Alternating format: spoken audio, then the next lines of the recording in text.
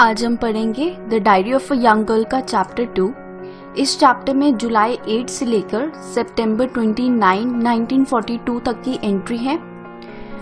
तो एने अपनी डायरी में लिखती है जुलाई 8 की जो उसकी फर्स्ट एंट्री होती है वो हमें बताती है कि कुछ क्रूशियल हुआ है, कुछ इम्पोर्टेंट हुआ है और ऐसा लगता है कि जैसे संडे और आज के दिन में काफ़ी सारे साल निकल चुके हैं। तो वो 3 o'clock का टाइम होता है, संडे आफ्टरनून का, संडे दोपहर का टाइम होता है और एने अपने विरांडा में बैठ के एक बुक पढ़ रही होती है और साथ ही साथ हैरी की विजिट का वेट कर रही होती है। हैरी ने उसे विजिट करना था और एकदम से डोरबेल रिंग करती है और एने उसको नोटिस नहीं करती। एने की सिस्टर मार्गॉट जाती है देखने के लिए कि बाहर कौन आया है और जब वो वापस आती है तो एने को बताती है बहुत ही एक्साइटेडली कि एसएस ने एक नोटिस भिजवाया है मिस्टर फ्रैंक के लिए। अब एने ये बात सुन के ही बहुत ज़्यादा फ्राइटेंड हो जाती है, बहुत ज़्यादा घबरा जाती है। एक कॉल अप नोटिस का मतलब होता है कॉन्सेंट्रेशन कैंप्स और लोनली सेल्स, मतलब अब उन्हें इस जगह से जाना पड़ेगा और कैंप में रहना पड़ेगा और अकेले सेल्स में, छोटे छोटे घर में रहना पड़ेगा, छुप के रहना पड़ेगा। और फिर फर्दर उन्हें पता लगता है कि उनकी मदर जा चुकी हैं, मिस्टर वैन डैन से ऑलरेडी उनको मिलने जा चुकी हैं एने की mother. Now the Van Dans will be living with the Franks in their hiding place। तो जहाँ भी ये लोग छुपेंगे साथ में वैन डांस भी उनके साथ ही रहेंगे, फ्रैंक फैमिली के साथ। दोनों लड़कियाँ चुपचाप बैठ जाती हैं और अपनी थॉट्स में खो जाती हैं। वो सोचती हैं कि अब आगे क्या होगा। दोबारा से डोरबेल रिंग होती है और अब इस बार हैरी आया होता है। मार्गॉट बोलती है कि तुम प्लीज नीचे मत आना, बट एने को ऐसी किसी वार्निंग की ज़रूरत नहीं थी। मिसेस फ्रैंक और मिस्टर वैन डैन दोनों डाउनस्टेयर्स जाते हैं और हैरी से बात करते हैं, सिचुएशन बताते हैं। फिर उसके बाद डोर क्लोज हो जाता है और किसी को भी अंदर आने की इजाज़त नहीं दी जाती। फिर मिसेस फ्रैंक और मिस्टर वैन डैन आपस में बात करते हैं और दोनों लड़कियों को अपस्टेयर्स ऊपर भेज देते हैं ताकि वो अकेले में कुछ इम्पोर्टेंट बात कर सकें। तो दोनों लड़कियां अपने रूम में अकेली होती हैं। तब मार्गॉट बताती है एने को कि वो जो कॉल अप नोटिस था वो मिस्टर फ्रैंक के लिए नहीं था, जबकि वो उसके लिए था। वो कॉल अप नोटिस जो एसएस ने भिजवाया था वो मार्गॉट के लिए था, ना कि मिस्टर फ्रैंक के लिए। तो एने ये बात सुन के काफ़ी हॉरिफाइड होती है, काफ़ी शॉक भी होती है कि एसएस ने एक 16 ईयर ओल्ड गर्ल के लिए नोटिस क्यों भिजवाया, वो अकेली कैसे आएगी। तो इस तरह के क्वेश्चंस काफ़ी सारे उसके हेड में घूम रहे होते हैं और वो अपनी पैकिंग शुरू कर देती है। वो काफ़ी सारी चीज़ें पैक करती है अपने स्कूल सैशल में। स्कूल सैशल मतलब बैग। वो कौन सी चीज़ें तैयार करती है, जो भी चीज़ें उसको चाहिए हाइडिंग में, छुपने के लिए, जहाँ जो उसको नीड होगी वो सब चीज़ें वो पैक करती हैं। तो 5 o'clock के अराउंड मिस्टर फ्रैंक घर आते हैं और जो पैकिंग होती है, जो प्रिपरेशन होती है वो स्पीड पकड़ लेती है। वो और भी जल्दी जल्दी अपनी पैकिंग स्टार्ट कर देते हैं।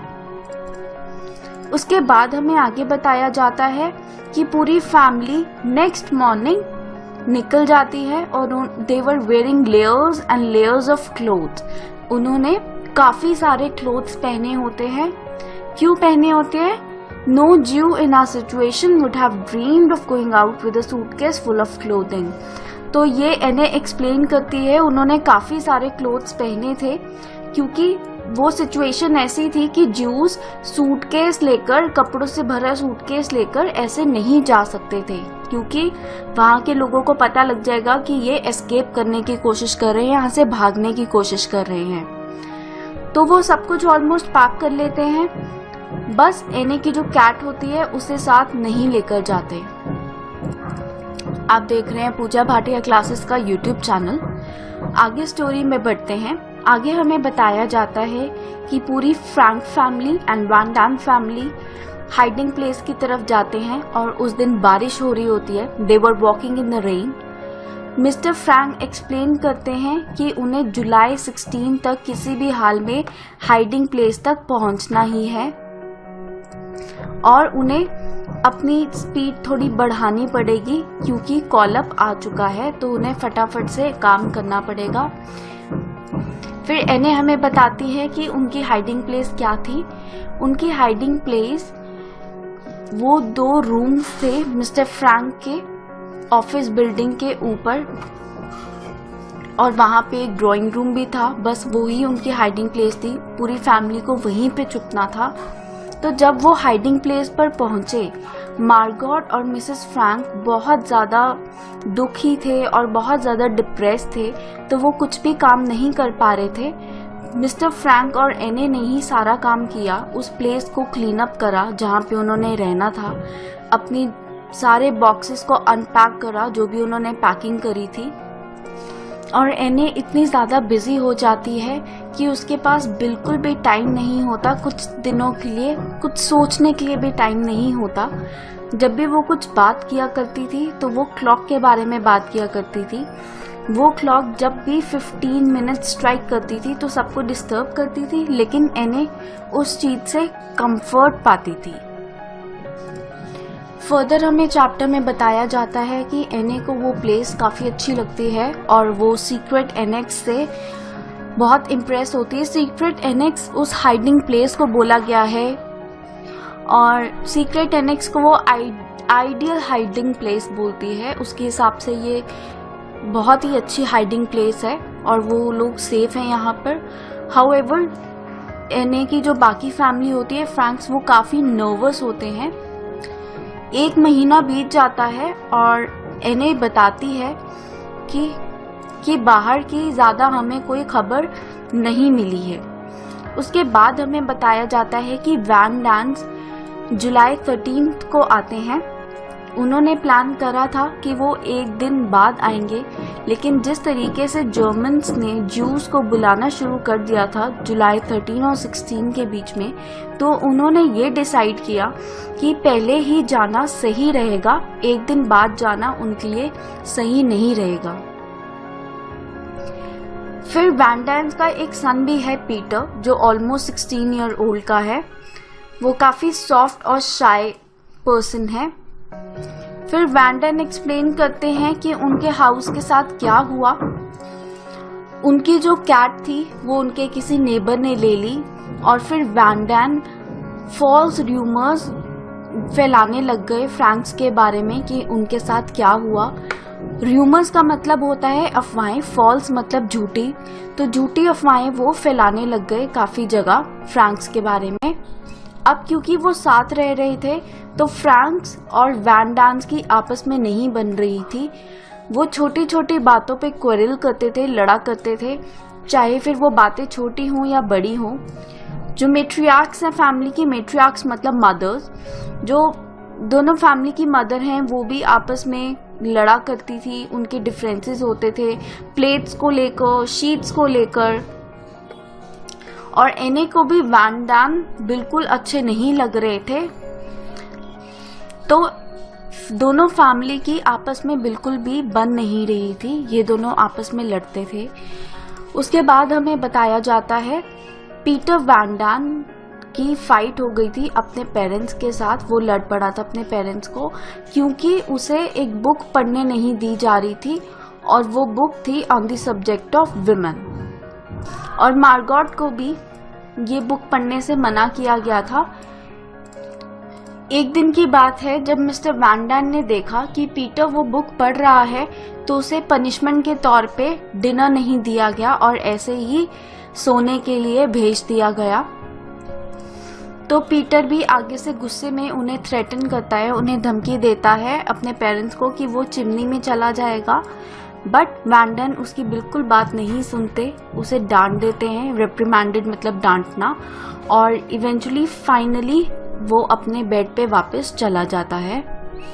उसके बाद हमें बताया जाता है कि बच्चों का स्कूल स्टार्ट होता है सितंबर में।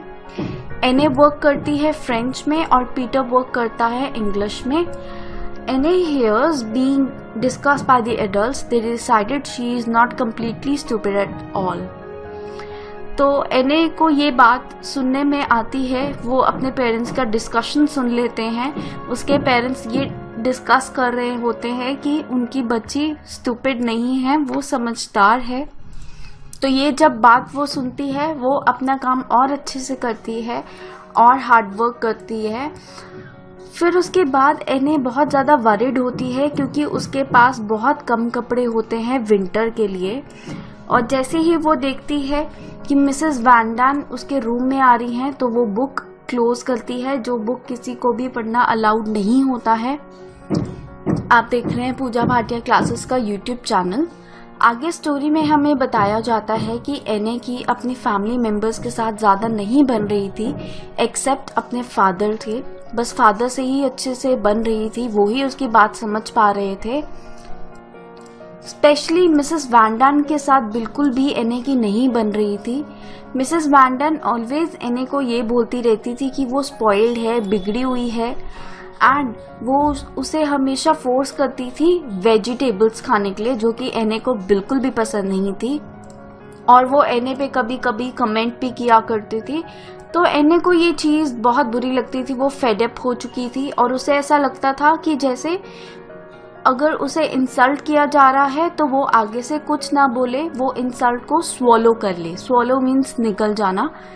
So it was expected from एने कि अगर उसे कोई इंसल्ट कर रहा है तो वो आगे से कुछ भी ना बोले। लास्ट एंट्री जो होती है उस मंथ की, इस चैप्टर की, वो ये होती है। अब एने हमें कुछ प्रॉब्लम्स के बारे में बताती है क्योंकि ऑलमोस्ट विंटर टाइम होता है, तो वो अपने हॉट बेथ बहुत ज़्यादा मिस कर रही होती है, गर्म पानी से नहाना। एंड फ्रैंक और वैन डैन दोनों ही बहुत ज़्यादा मिस कर रहे होते हैं क्योंकि वो छुपे हुए होते हैं, तो उन्हें ये सब फैसिलिटीज़ नहीं मिलती।